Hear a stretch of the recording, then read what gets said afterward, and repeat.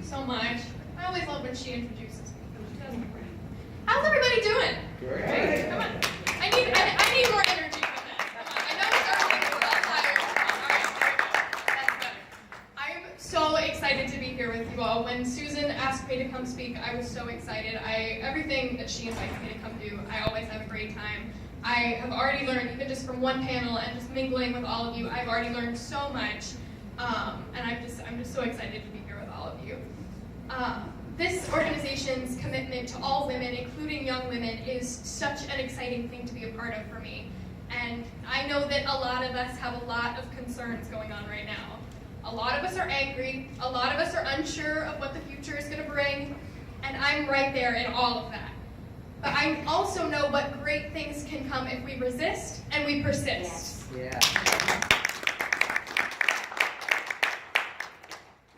I'm going to paint a picture for you. So one summer day, shortly after my 12th birthday, I was on Twitter. And I had on the live feed watching my state senators debate, you know, as every 12-year-old girl does on a summer day. They were debating what's become as North Carolina's voter suppression bill. Part of this bill eliminated the ability of 16 and 17-year-olds to pre-register to vote and automatically be added to the voter rolls when they turn 18.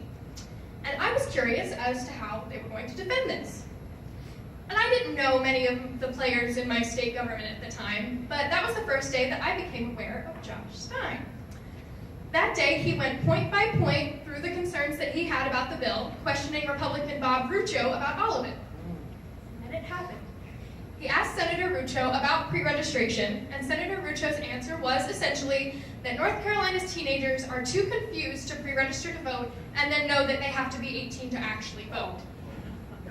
I know. But Josh Stein wasn't having any of that, and neither was I. So my resistance began immediately. So fast forward to a few years to last summer, almost 3 years to the day after I watched that debate about pre-registration.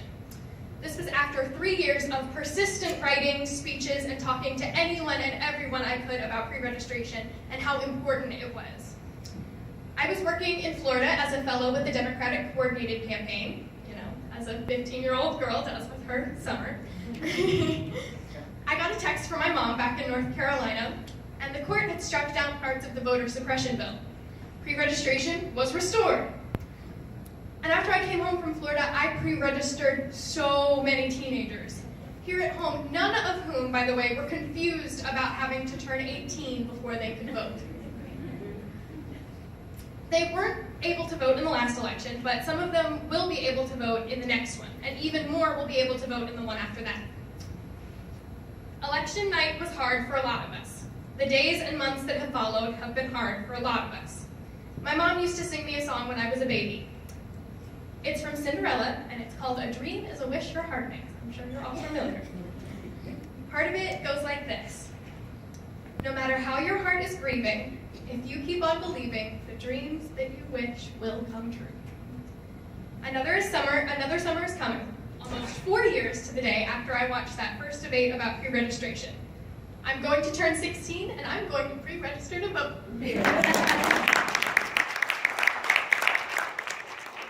Governor called me a prop for speaking out and trying to speak with him about pre-registration. And my lock screen photo right now, my phone is over there, but is with my new governor, who supports pre-registration. And I am so honored to stand here with all of you today to introduce one of my heroes. Josh Stein has persisted in standing up for me and standing with me and all young people. Women, members of the LGBT community. He's fought for our teachers, our seniors, our environment, the voting rights of all North Carolinians.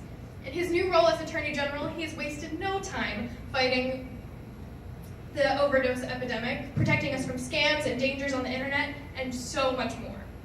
I could not be more proud to introduce a champion, a hero, an inspiration, and my Attorney General, Josh Stein.